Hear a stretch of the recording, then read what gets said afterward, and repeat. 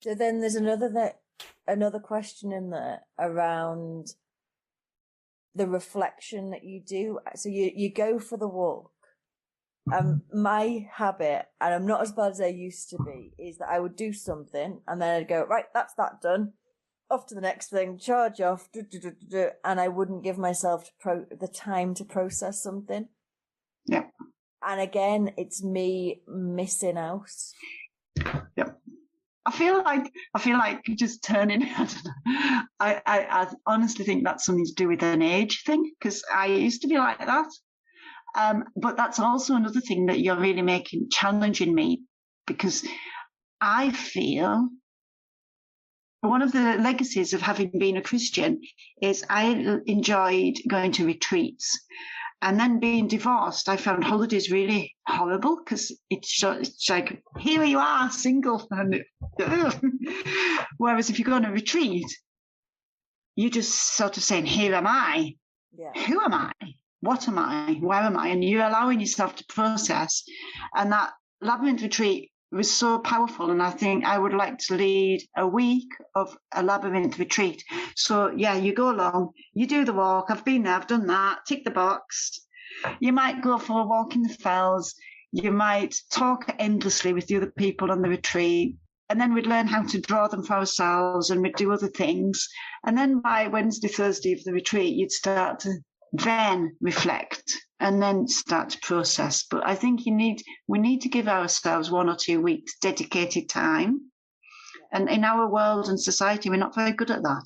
No, I totally agree. But if you have a holiday, which is like a retreat where you get nice food, beautiful surroundings, all inclusive, and the entertainment is that self-revelation and coming to terms with something, I think that is probably the best way to do a labyrinth. So I used to be a Buddhist. I was a Buddhist cool. for years, so I have lots of experience of retreats, like Buddhist study retreats, meditation retreats. I even had one where we had a task every day. There'd be a bell that was rung at 4:00 every day. And when the bell was rung, we had to have 20 minutes of doing nothing. And this was 10 years ago, maybe longer. And I remember being like, how can I get through 20 minutes of doing nothing? Because I would always be wanting to actively be on to the next thing. So I have that experience, but the idea of a Labyrinth retreat sounds amazing. I'll put you on the mailing list when I find a venue. Oh, definitely. Please do. So if someone wanted to try this out, what might they do? Would they need a facilitator? Would they need to go on a retreat? Is there something that people could do on their own? What? I think that there's a website called Labyrinth Locator. I wonder if that's the full thing. Anyway, you can actually Google, and there's on Facebook and that, because they're becoming really popular. I'll find out what that is and I'll stick it in the show notes. Yeah, put it in the notes, because what I would suggest is find your local labyrinth and then go for a walk on it. I don't know what it was, but as soon as you said that, I thought, oh, I couldn't do that. And it's almost like that kind of, if there's a local labyrinth and I went on my own, what would people think if they saw me? So one of the things I would say to everybody who walks the labyrinth is every single thing that happens on the labyrinth, think of it as a metaphor. And I would say to you, I wonder why the first thing you thought is, what do people think? Yeah, I wonder that as well. Yeah. Well, it feels like everything's being exposed today. Yeah. You see, I don't know, is that the labyrinth or is that me? Because I'm very good at that. I think my greatest skill in life is to get people crying. Like open up wounds. So, have you noticed any kind of impact of COVID in terms of people wanting to find out more about things that are a little bit different? People being more interested in exploring things?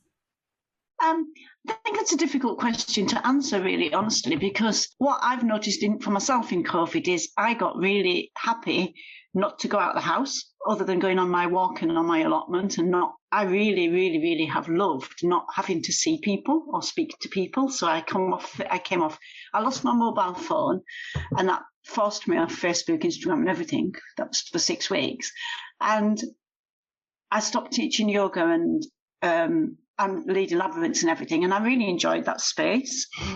So I kind of, in some ways, I feel like I've become a hermit for 2 years. So it's quite difficult to say what the world's thinking, because I've become a little bit removed. But then I work in the shop where you met me, which sells a lot of spiritual kind of aids, I suppose.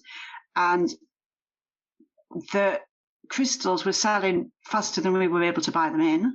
And incense, there was a really significant change in people buying anything that would help them connect. And we've started buying spiritual type of books and cards and colouring books, meditative type things, and they've sold really, really well. And conversations. Teenagers have been really anxious about their exams and schooling, and that's been really, really, my heart just as bleeds for teenagers. I feel like as a society we have ripped 2 years of their life off them at a really difficult puberty, at a really horrible time in life when there's enough confusion and difficulties. We've said, go to your bedrooms and don't speak to anybody because you might kill your grandmother. And you think, it's really horrible. I have a really strong sense that the amount of mental illness and the impact from my mum is old and she's got a few friends who are elderly.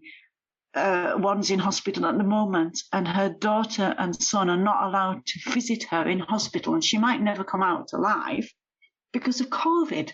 And I just think, how is that going to impact on people? Yeah. I think the repercussions will be huge. Yeah. So I think what little bit I see of people and pick up, I think the needs are going to be enormous. And I think people are much more, I don't know whether it's the world I'm now living in, but I do think people are much more aware of spirituality, nature, the need to listen to themselves, the universe, their friends, rather than materialistic. Well, nature, definitely, because one of the things that we really have seen, like, as there were less cars on the road, there were less planes in the air, and people were out on their daily Boris walk, and suddenly in the park for the first time. The parks were suddenly rammed because there was nowhere for people to go, and we were connecting with nature. I worked from home for the entire of lockdown, the entire pandemic, and there's some trees outside my window, and I've watched, like, for the last 18 months, the leaves, the buds forming, the leaves forming, the blossoms coming, the blossoms going, the leaves falling, and all of that again. And it's like, I could sit there and go, oh, same four walls and the same window, or I can go, it's different every day. And I've kind of connected with nature because I've been forced to. And I think a lot of us have, certainly in the first lockdown. I think people even in cities have commented on hearing birds and noticing nature that they never even realised was there. So that's a huge thing. But also, I think an awareness that we need to protect nature, that we're destroying it. I think there's a heightened awareness of that. And I think there's a heightened awareness of that need, that really strong need to connect to your, I don't know what's the word, is it soul, something deeper within yourself? Then there's a lot of, I feel there's a lot of awareness that we can't carry on as we have for the last 150 years. We've got to slow down.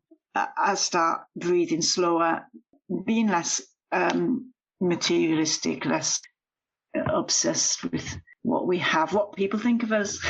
Yes. Just being a little bit more or I don't know what it is really, but being much more open to something deeper. And I think we really started to crave connection.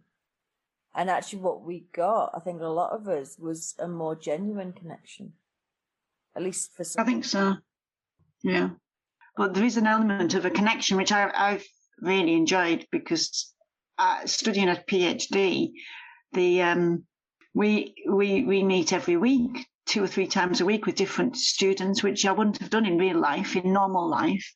But because of COVID, because we can't go out, we've all made a bigger effort and met up with each of the students. And the 3rd and 4th and 7th year students are saying they've met more people during COVID. And that's quite a nice thing when you're home working and lone working, that you make connections that are genuine. Yeah. So that is something to look at. Can we do a labyrinth walk on Zoom? Don't know. That'd be interesting. Don't know.